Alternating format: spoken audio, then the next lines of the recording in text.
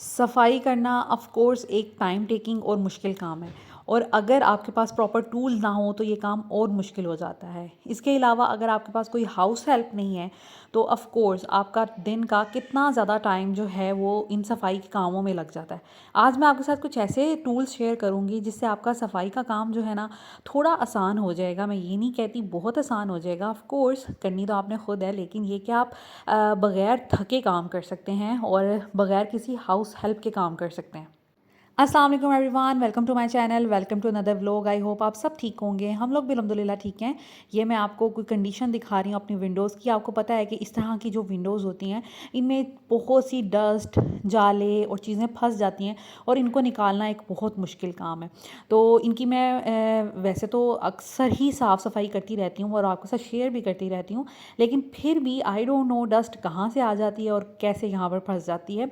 काफ़ी दिनों से ये चीज़ें निगलेक्ट हो रही थी मुझसे, मैं और ज़्यादा डिफरेंट कामों में और एक्टिविटीज़ में बिज़ी थी।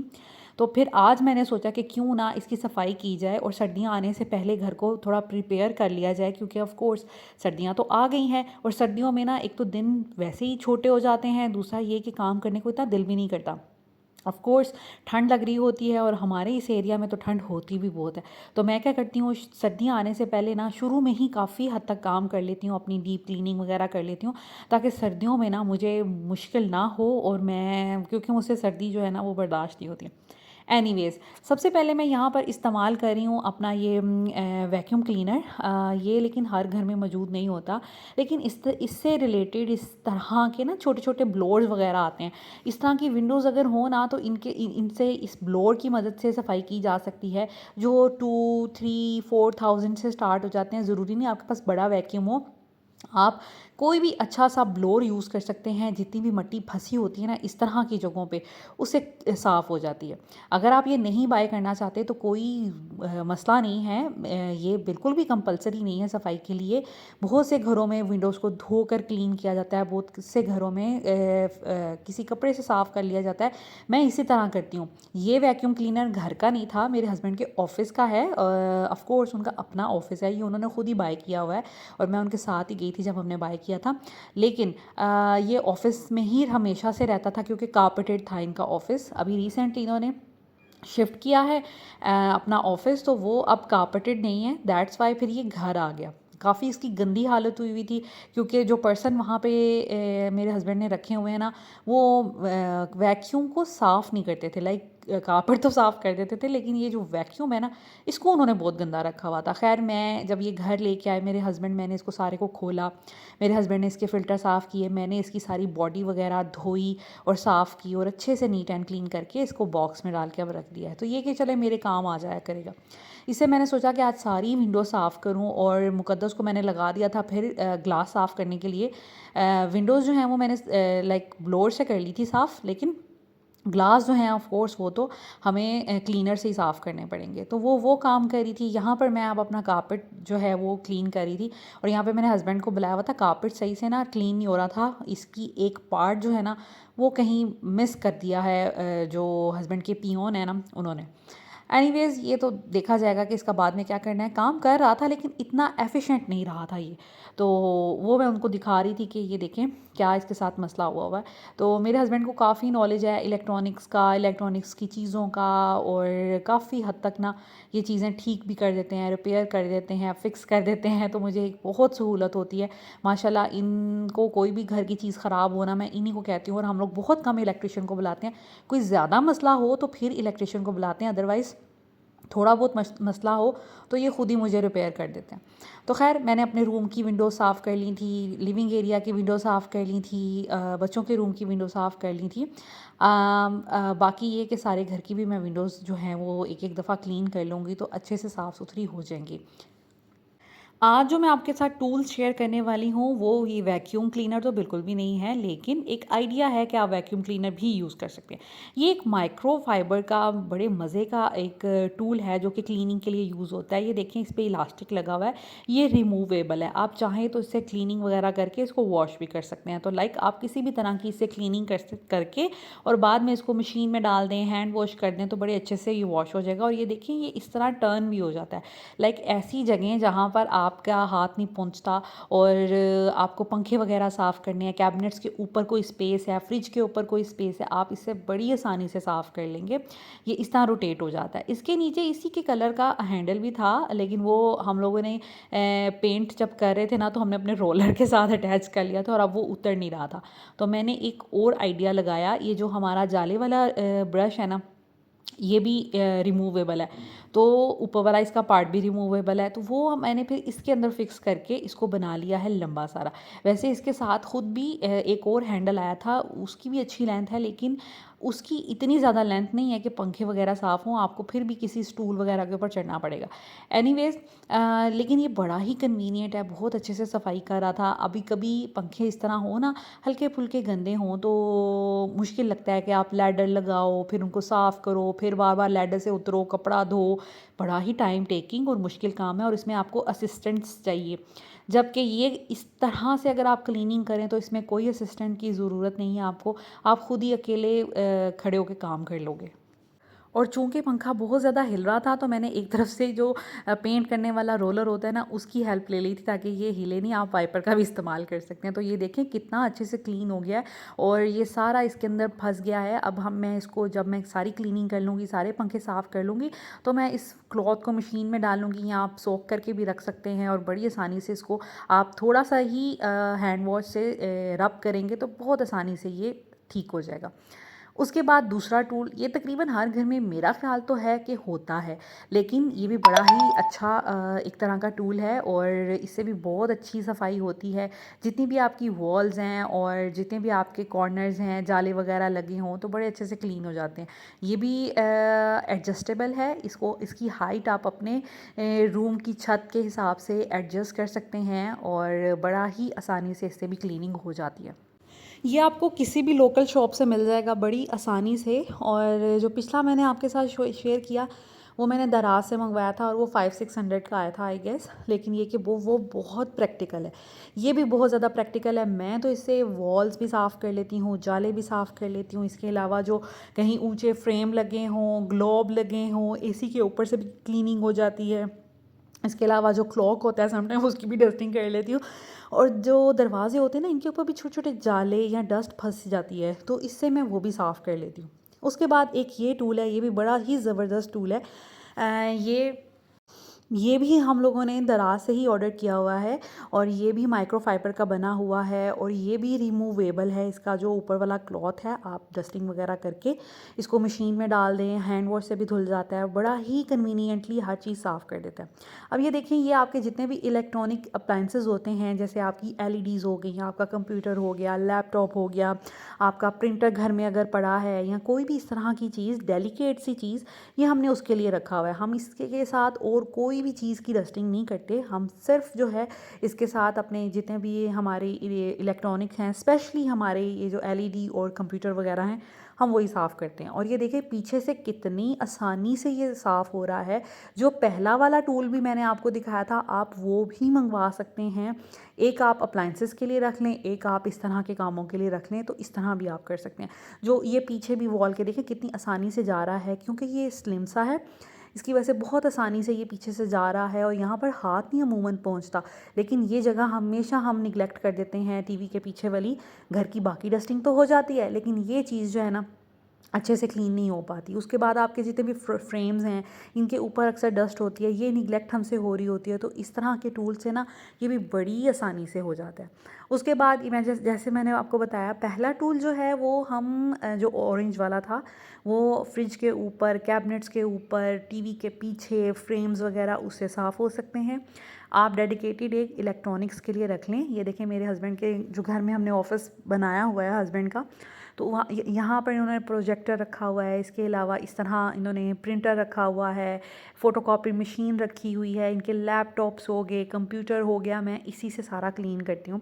मेरे हस्बैंड जो है ना, ऑफ़िस में आने कम देते हैं हम लोगों को, इसलिए ऑफ़िस इनका अक्सर ही गंदा रहता है, और अलाउ नहीं है हम में से कोई भी ऑफ़िस, स्पेशली मेड्स वगैरह तो बिल्कुल नहीं। जब भी क्लीनिंग करनी हो, मैं ही ऑफ़िस में जाती हूँ, और मैं क्लीन करके तो वापस आ जाती हूँ। किसी भी मेड को अलाउड नहीं है कि वो इनके ऑफ़िस में जाए, इवन बच्चे भी अलाउड नहीं है।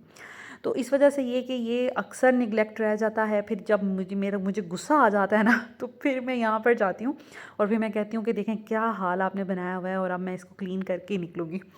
तो खैर उसके बाद ये वाले इस तरह के ब्रशेज़ ये भी इतने कॉमनली मिल जाते हैं, हर स्टोर, हर मोहल्ले से मिल जाते हैं, हर तरह की दुकानों से मिल जाते हैं। ये भी बड़े कन्वीनियंट रहते हैं। देखें, जब आपके पास अगर मेड नहीं है और या मेड छुट्टी पर है तो फिर काम तो आपने करना है ना। आजकल हमारी जो हेल्थ हो गई है, काम करना हमारे लिए मुश्किल हो जाता है। अक्सर लोगों के घुटने में, कमर में दर्द होता है, फिर बार बार उठने बैठने से काम करने में बहुत प्रॉब्लम होती है। इसलिए आप टूल्स ही ऐसे लें कि जिससे आपको बार बार उठना बैठना ना पड़े और आप खड़े खड़े अपना काम आसानी से कर लें और आपको बहुत ज़्यादा झुकना भी ना पड़े। तो इस तरह के जो ब्रशेज़ होते हैं ना, ये आपकी लाइफ को इतना ज़्यादा आसान बना देते हैं और इनसे काम करना बहुत ज़्यादा इजी हो जाता है। और आप ना भी काम करना चाहो ना, इस तरह के टूल्स अगर आपके पास हों तो ख़ुद ही काम करने का दिल करेगा और इतनी आसानी हो जाएगी कि आप खुद ही सोचेंगे कि हमें काम कर लेना चाहिए। क्योंकि हमारे जो पाकिस्तानी कल्चर है ना, यहाँ पर मेड्स का बहुत ज़्यादा कॉन्सेप्ट है। तो ऑफ़ कोर्स हर घर में हाउस हेल्प होती है, लेकिन मसला ये है कि समटाइम्स वो छुट्टी कर लेती हैं या कभी कोई मिल नहीं रही होती या और भी कोई भी वजह हो सकती है, उसकी वजह से समटाइम्स हमें ख़ुद काम करना पड़ता है। और अगर आप अफोर्ड नहीं करते हाउस हेल्प, आपने अपना बजट मेंटेन करना है, तो फिर इस तरह के टूल्स पे आप इन्वेस्ट कर लें। ये महीने का एक दफ़ा का ख़र्चा है और आपका साल 2 साल बड़ी आसानी से गुज़र जाता है। बाकी आपकी हैंडलिंग पे डिपेंड करता है, आप किस तरह चीज़ों को हैंडल करते हैं और आपके पास चीज़ें कितनी देर तक रहती हैं। तो हैंडलिंग पे भी बहुत डिपेंड करता है। बस कोशिश करें कि चीज़ों को अच्छे से हैंडल करें ताकि वो देर तक चलें और आपका ख़र्चा इस तरह से बच जाए। तो मेरा ख़्याल है कि मेड पे इन्वेस्ट करने से बेहतर है कि आप इस तरह के टूल्स ले लें जिससे आपका काम करना आसान हो जाए। अब अक्सर लोग यहाँ पर ये कहेंगे कि भई आपने ख़ुद तो मेड रखी हुई हैं। तो देखिए, मेरे हस्बैंड ऑफ़ कोर्स एक उनके पास एक बजट है कि उन्होंने मुझे फैसिलिटेट किया हुआ है, इस वजह से मैंने मेड रखी हुई है। और मेरे हस्बैंड की प्रायोरिटी यही है कि आप ख़ुद काम ना करें, आप अपने टाइम को प्रोडक्टिव बनाएं। मैं चूँकि यूट्यूब भी कर रही हूँ, हम में से बहुत सी लेडीज़ ऐसी होती हैं जो यूट्यूब पे काम नहीं कर रही, तो उनके पास उस टाइम पर टाइम बच जाता है कि वो घर के काम करें। मैंने क्योंकि यूट्यूब पे कंटेंट बनाना होता है, मैं डेली अपलोड करने की कोशिश करती हूँ और मेरी कोशिश होती है मैं अच्छा इन्फॉर्मेटिव ही कंटेंट बनाऊँ। दैट्स वाई मुझे उस पे भी टाइम देना पड़ता है। उसके अलावा मैं अपने बच्चों को किसी ट्यूशन नहीं भेजती, मेरे बच्चे घर में इस्पारा पढ़ते हैं, घर में ट्यूशन पढ़ते हैं। दैट्स वाई मैं अपने टाइम को प्रोडक्टिव बनाती हूँ। इसीलिए मैंने मेड रखी हुई है कि मैं घर की साफ़ सफाइयाँ किसी को पे करके कर लूँगी, लेकिन अपने बच्चों को मैंने ख़ुद पढ़ाना है ताकि मुझे पता चले कि मेरे बच्चे किस सिचुएशन पे हैं, मेरे बच्चों की क्या कैपेबिलिटीज़ हैं और मेरे बच्चे कहाँ वीक हैं, कहाँ स्ट्रॉन्ग हैं। इसी तरह यूट्यूब पे काम करना मेरी पसंद भी है, मेरी हॉबी भी कह लें, और मैं चाहती हूँ कि मैं यूट्यूब पे काम करूँ और सक्सेस हासिल करूँ। दैट्स वाई मैंने मेड रखी हुई है। अच्छा जी, उसके बाद ये इस तरह के जो ब्रशेज़ होते हैं ये भी बड़े प्रैक्टिकल होते हैं। ये कारपेट क्लीनिंग के लिए मैं यूज़ करती हूँ। वैसे कारपेट में हम कभी झाड़ू भी लगा लेते हैं, वैक्यूम भी लगा लेते हैं और कभी हम ये ब्रश से भी साफ़ कर लेते हैं। इसके क्योंकि आगे से जो ब्रिसल्स हैं ये थोड़े हार्ड होते हैं, तो ये बड़ा ही अच्छा कारपेट से क्लीनिंग कर देते हैं। उसके बाद जी एक ये मेरा टूल है, ये भी बड़ा ही ज़बरदस्त है। इससे भी सफाई करना इतना आसान हो जाता है ना, आपको बार बार झुकना उठना बैठना नहीं पड़ता। ये इस तरह के आते हैं, इसके साथ ट्रॉल लगा होता है, ठीक है, जिसमें आपने अपना जितना भी ट्रैश है उसके अंदर डाल देना है। और ब्रश जो है इसके साथ ये भी बहुत ज़बरदस्त बना हुआ है और स्टार्टिंग में ना इसके टेप लगी होती है जिसकी वजह से सारा अंदर को चला जाता है, जितने भी बाल वगैरह इसके साथ चिपक जाते हैं। तो इस तरह आप इसको करके आसानी से रख सकते हैं और जाके आप डस्टबिन में अपना जितना भी गार्बेज है वो ट्रैश मतलब डाल सकते हैं। तो ये देखिए कितना आसान है, अब आपको कोई झुकने की ज़रूरत नहीं पड़ी। अच्छा, इस ब्रश से भी मैं क्लीनिंग कर लेती हूँ रूम की।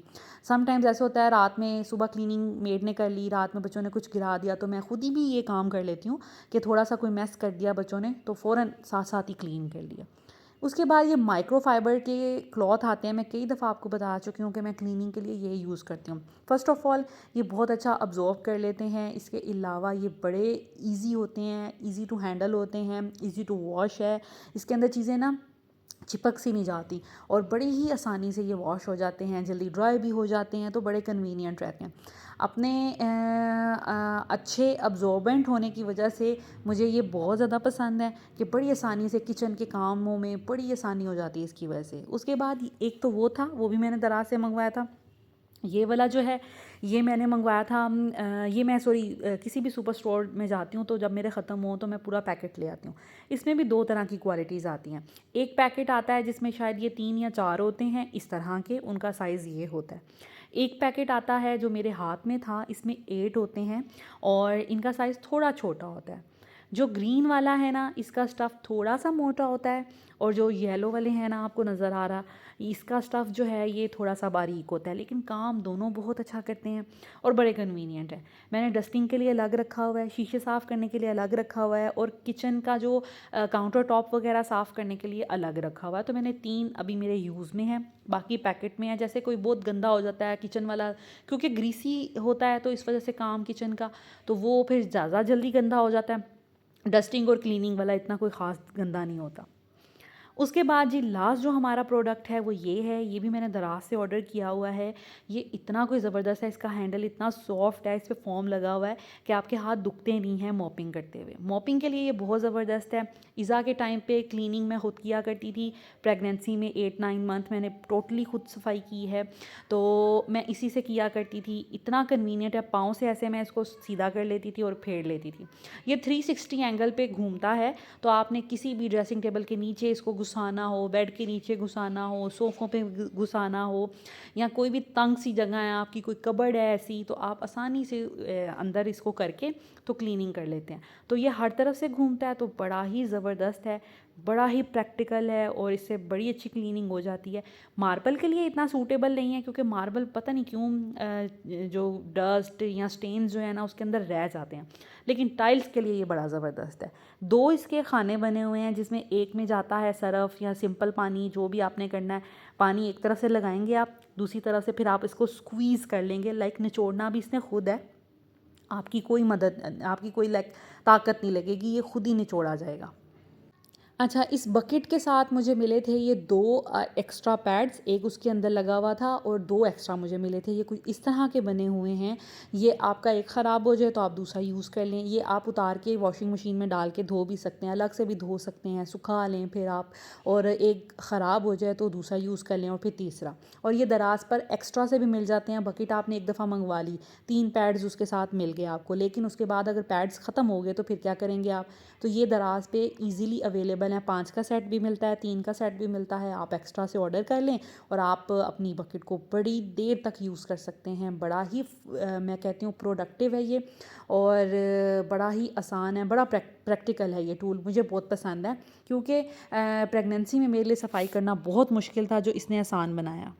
ये कुछ इस तरह से इसके साथ अटैच होता है। एक साइड पे बड़ी मज़बूत किस्म की ना टेप लगी हुई है और दूसरी साइड पर ये हुक सी बनी हुई हैं, जिसके अंदर हमने ये जो हमारा पैड है उसको फ़िक्स कर देना है। बहुत आसानी से ये हो जाता है, आसानी से उतर भी जाता है। आप जिस दिन आपका मूड हो उस दिन अपने जितने भी डस्टिंग के कपड़े हैं वो सारे इस तरह उतार के तो आप उसको वॉश भी कर सकते हैं बड़ी आसानी से। तो इस तरह ये बड़ी ही जल्दी फ़िक्स हो जाता है और बिल्कुल फ्लैट, और इसके साथ बिल्कुल अच्छे से चिपक जाता है। आपने देखा ये मैंने सेकंड्स में कुछ काम किया है और बड़ी आसानी से हो गया। बहुत प्रैक्टिकल है। इसके अब ये बकेट जो है इसके 2 पोर्शन है। एक में पानी डलेगा ये वाला और इसमें ड्राई होगा, ठीक है? इसमें लाइक आपने जिसे स्क्वीज़ करना है ना, इसको इसी तरह हो जाएगा। जिस साइड में मैं अभी कर रही हूँ वो थोड़ी लूज़ बनी हुई है और ये बड़ी टाइट सी करके बनी हुई है, और बड़ा अच्छा मैकेनिज़्म है इसका। बड़ी आसानी से ये 2 दफ़ा ही करने से ये अच्छे से ड्राई हो जाता है और पानी बिल्कुल भी ड्रिप नहीं करेगा। ये देखें, मैंने अब इसको ड्राई कर लिया है और ये बिल्कुल ड्राई है।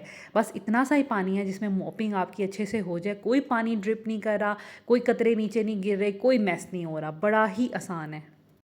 अच्छा, टाइल्स की भी किस्में होती हैं, कोई टाइल तो बहुत अच्छी होती है, लेकिन कुछ टाइल्स ऐसी होती हैं वो हर स्टेन अपने अंदर ना जिसे कहते हैं अब्ज़ॉर्ब कर लेती हैं। जैसे इस घर की जो टाइल्स हैं ना, इस पे कोई पानी भी गिरे, दूध गिरे, कोल्ड ड्रिंक गिरे तो उसका स्टेन रह जाता है। मैंने बहुत मल्टीपल चीज़ें ट्राई कर के देखी हैं। आपको पता है कि मेरा फ्लोर साफ़ होता है और अल्लाह का शुक्र है कि इतना साफ़ होता है कि अक्स भी समटाइम्स नज़र आ रहा होता है। लेकिन फिर भी मैं बस जितना मुझे खपत है ना, मैं कहती हूँ ऐसे शीशे की तरह चमके, तो कुछ कुछ स्टेन्स रह जाते हैं। उसमें ये है कि इस फ्लोर का इशू है, ठीक है। तो मेरा ख्याल है कि ये टूल अच्छा है, लेकिन फिर भी इससे क्लीनिंग मैं वैसे भी सेटिस्फाइड होती हूँ। ये ऐसा नहीं है कि डस्ट कहीं रह जाए, डस्ट बिल्कुल भी नहीं रहती, बड़े अच्छे से क्लीनिंग हो जाती है। मैं वैसे आपको कह रही हूँ कि शायद आपको ये चीज़ फेस करना पड़े। तो टाइल तो बहुत अच्छे से इससे साफ़ होगी 110%, क्योंकि टाइल का टेक्सचर ही और होता है। लेकिन जो मार्बल है ना, इसमें थोड़ा सा शायद इशू आ सके, इसमें कोई लाइंस वगैरह आपको नज़र आए। अदरवाइज़ सफाई इससे प्रॉपर होती है। हाँ, आप ये कर सकते हैं कि जैसे आपने मैं जब इज़ा होने वाली थी, मैं मेरी प्रेगनेंसी चल रही थी 8-9 मंथ, मैं इसी से सफाइयाँ करती थी।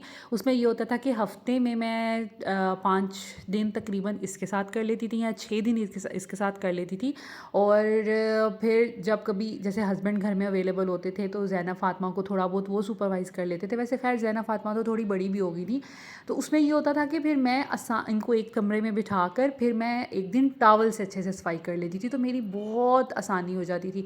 अब ये देखिए साइड पे जो जगह है कितनी आसानी से आपको, वैसे अगर हम वाइपर से मोपिंग करते हैं तो सोफ़े को हटाना पड़ता है, लेकिन ये साइड वाली जगह कितनी आसानी से हो गई और सेंटर से भी बड़ी आसानी से हो गया। तो इसका ये रोटेट करने वाला जो मैकेनिज़्म है ना, ये बहुत ज़बरदस्त है और ये बड़ा ही प्रैक्टिकल है, आप आसानी से इसे काम कर लेते हो। तो ये जो टूल है ना, इसको भी मैं 100% रिकमेंड करूँगी कि आप इससे क्लीनिंग करें और आपकी ज़िंदगी आसान हो जाएगी। हाँ, कभी अच्छी करनी हो, हफ़्ते में 1 दफ़ा अच्छे से मोपिंग कर लें और बाकी दिन इससे कर लें। हमारे घर में ये होता है कि सम टाइम कुछ गिर जाता था, बच्चों से पानी गिर जाता था, तो ये इतना अच्छा जज़्ब कर लेता है कि मैं फ़ौरन इसको निकालती हूँ और वहाँ से पानी उठा लिया, स्क्वीज़ किया और बड़ी आसानी से आपका काम जो है वो हो जाता है। अब ये देखें, ये जो बैक साइड है सोफ़े की, इस पे भी ये इतना अच्छे से जा रहा है, इतनी आसानी हो गई है। बजाय इसके कि खींचना पड़े सोफ़ा, आप आसानी से इसके साथ कर सकते हैं अपनी मोपिंग। आप देख सकते हैं कि फ्लोर कितना साफ़ लग रहा है, एक-एक जगह उसकी साफ़ हो गई है, डस्ट तो अच्छे से क्लीन हो ही गई है, बाकी स्टेन भी अच्छे से साफ़ हो जाते हैं। आप इसके अंदर मल्टीपर्पज़ जो क्लीनर्स होते हैं वो डाल सकते हैं, फ़िनाइल डाल सकते हैं पानी के साथ और इसके अलावा सर्फ़ से भी क्लीन कर सकते हैं। तो ये थकाता नहीं है, इसलिए बड़ी आसानी से ना इससे मैं साफ़ कर लिया करती थी। अभी तो ये कि मुक़द्दस काम करती है तो फिर मैं उसको हैंडल नहीं करने देती, क्योंकि ये डेलिकेट है। अभी देखिए रूम की आज डीप क्लीनिंग हो गई है, फ़ैन भी साफ़ हो गए हैं, विंडोज़ भी साफ़ हो गई हैं, इसके अलावा जो वॉल्स थी वो भी साफ़ हो गई हैं, अल्लाह का शुक्र है। और इतनी सेटिस्फेक्शन मिलती है जब क्लीनिंग हो जाए। फ्लोर भी बहुत अच्छे से साफ़ हो गया है। तो बाकी ये कि फ्लोर की क्लीनिंग तो वो तो रूटीन में चलती रहती है, लेकिन कुछ नेग्लेक्टेड एरियाज़ होते हैं जिसको हम डेली बेस पे नहीं क्लीन कर रहे होते, तो आज तकरीबन मैंने वो भी कर दिए थे और इंशाल्लाह ताला नेक्स्ट किसी वीडियो में फिर आपके साथ डीप क्लीनिंग वाली वीडियो जो है वो शेयर करूँगी, ताकि आपको भी थोड़ी बहुत मोटिवेशन मिले। ये बच्चों का जो उस दिन घर बनाया था, इतने इसके साथ खुश हैं कि इसी के साथ वो इसी में टाइम बहुत स्पेंड करते हैं। ज़ावियार भी अंदर घुस जाता है, बच्चे इवन 2-3 दिन हो गए हैं कि इसी में सो रहे हैं। So this is it. I hope आज का व्लॉग आपको अच्छा लगा होगा, इन्फॉर्मेटिव लगा होगा और आपको थोड़ी मोटिवेशन भी मिली होगी। Thank you so much for watching. Take care.